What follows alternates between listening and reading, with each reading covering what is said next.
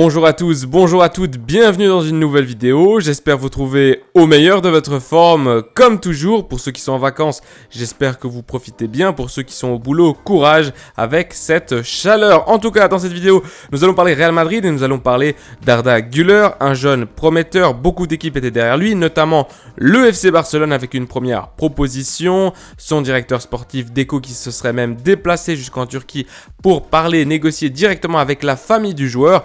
Mais le Real Madrid en dernière instance qui s'immisce dans cette course et qui propose un meilleur prix, une meilleure offre du Real Madrid au Fenerbahçe et qui arrive aussi à convaincre le joueur de rejoindre la capitale espagnole si l'on croit les dernières nouvelles. Je vais commenter un petit peu ce joueur-là, s'il serait intéressant, ce que j'en pense. Let's go!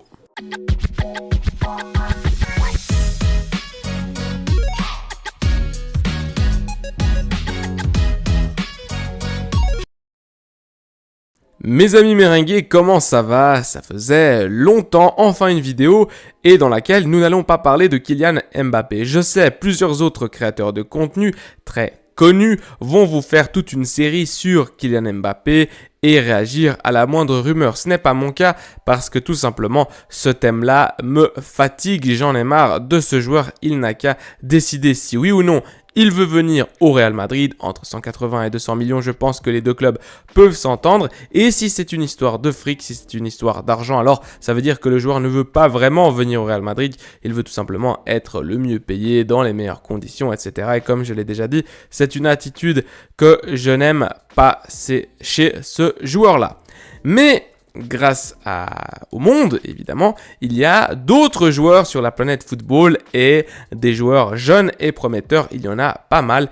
En tout cas, celui-ci c'en est un bel exemple. Arda Güler, beaucoup d'équipes étaient derrière lui, surtout le FC Barcelone et le Real Madrid qui s'intéresse aux joueurs. Alors je vais un petit peu donner mon opinion pourquoi le Real Madrid s'intéresse à ce joueur-là. Peut-être parce que le profil du joueur est intéressant, peut-être qu'au niveau économique c'est vraiment un non-risque, ou alors une troisième option, et ça peut être aussi plusieurs de ces arguments combinés, le FC Barcelone qui allait choper un très très bon joueur pour leur style de jeu, le Real Madrid qui vient et qui enlève ce joueur au rival de la Catalogne. Alors Arda Güler, c'est un jeune joueur, 25 février 2005, il est né, il n'a que 18 ans, il fait 1m76, il est milieu offensif, j'ai mis un point d'interrogation parce que je ne pense pas qu'il jouera milieu offensif au Real Madrid. Il peut également jouer ailier droit ou milieu centre. Son pied, c'est un gaucher. Alors, un pied gauche, ça veut dire une bonne frappe. Normalement, c'est très associé, pied gauche, des joueurs avec de très grosses frappes. On verra avec ce jeune joueur.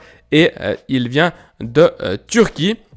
C'est un très très jeune joueur qui a comme qualité première, je dirais, l'aspect technique. Vraiment, avec le ballon, il est très impressionnant dans les petits espaces. Quelques dribbles également. On l'a vu faire des roulettes. On l'a vu se dégager dans des situations très inconfortables. Pour un jeune joueur, il a une qualité technique hors norme. Et du coup, il a déjà marqué quelques buts, quelques assists. C'est un joueur avec beaucoup de cachet. Et évidemment, plein d'équipes européenne le voulait, le Real Madrid était l'une d'entre elles, mais je me demande si le Real Madrid n'a pas fait s'il n'a pas rentré officiellement avec une proposition tout simplement pour enlever la possibilité que ce joueur finisse au FC Barcelone. Comme je le disais, le FC Barcelone était derrière le joueur et proposait une somme déjà pas payée tout de suite, mais également une somme juste à la limite de la clause de rescission du joueur qui était, je crois, dans les 17 millions et demi, quelque chose comme ça. Le Real Madrid, selon Fabrizio Romano, est en train de préparer une offre formelle, des documents qui vont être envoyés aux joueurs, des signatures qui sont prêtes, une proposition de 20 millions plus des bonus. Et le Fenerbahçe, le club turc, resterait avec une clause de 20% dans une future vente, etc.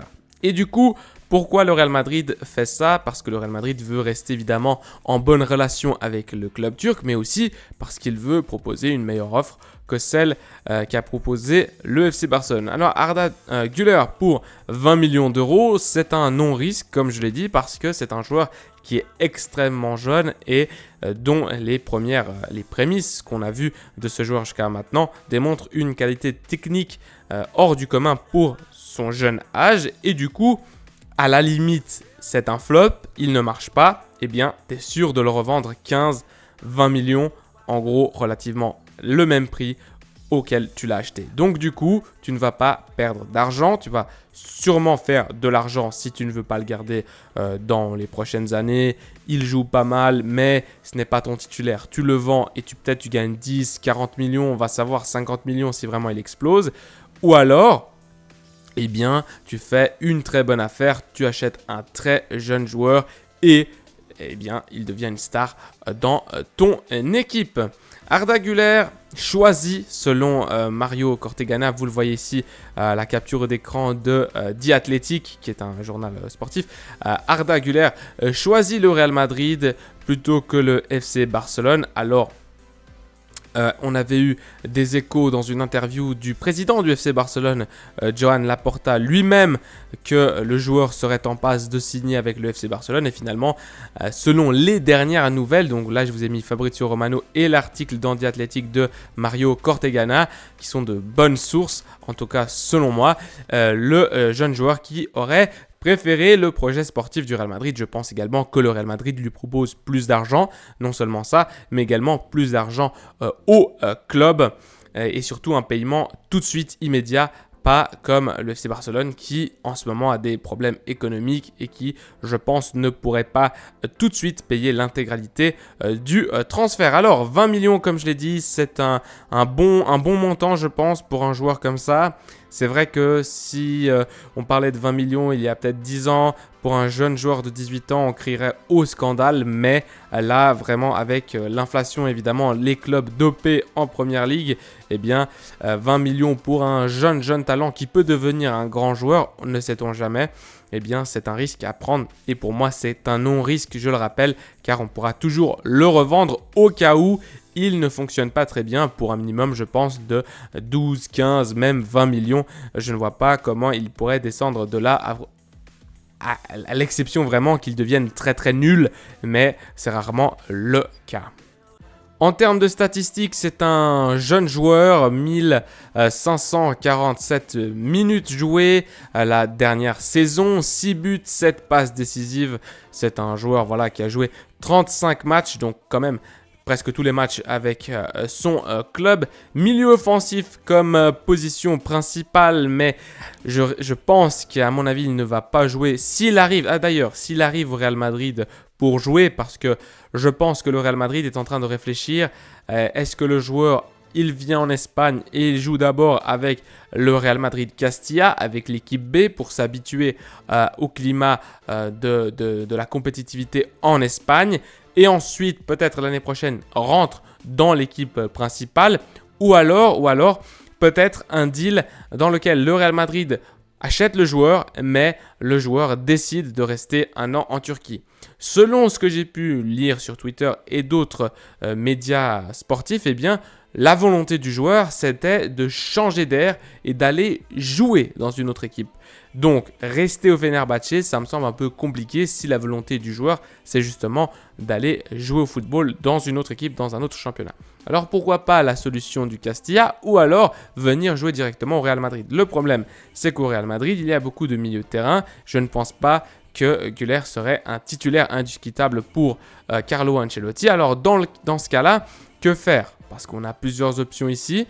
Moi, je pense qu'il pourrait jouer ailier droit, puisqu'on n'a plus Marco Asensio et Valverde n'est pas vraiment un ailier droit. Rodrigo, ce n'est pas vraiment sa position et Rodrigo qui va probablement jouer faux numéro 9 puisque le Real Madrid a décidé d'être têtu et de ne pas acheter Harry Kane, de ne pas aller chercher, je ne sais pas moi, Victor Osimhen, de ne pas aller chercher comme je le voulais le jeune Julián Álvarez, au moins tenter.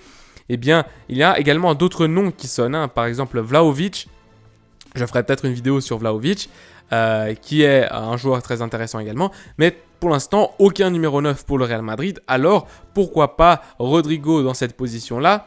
en faux numéro 9 avec Roselu qui est déjà arrivé et puis le jeune Arda pardon, eh bien, viendrait se positionner dans cette aile droite du Real Madrid pour jouer en tant qu'ailier droit avec également parfois Rodrigo, parfois Valverde. C'est une possibilité si le joueur arrive pour jouer avec l'équipe première. Enfin bref, j'espère que vous avez aimé cette vidéo. Qu'est-ce que vous pensez de ce joueur-là? Est-ce qu'il fit avec le Real Madrid? Est-ce qu'il est trop jeune pour jouer avec l'équipe première? Est-ce que vous pensez qu'il va arriver pour le Castilla? Est-ce que vous pensez qu'il va rester un an au Fenerbahçe, mais évidemment sous contrat déjà avec le Real Madrid? Vous pensez que c'est une bonne option, qu'il est un peu trop cher pour 20 millions, que c'est une bonne offre? Dites-moi tout en commentaire. Et comme toujours, prenez soin de vous, des vôtres et de votre famille. Allez,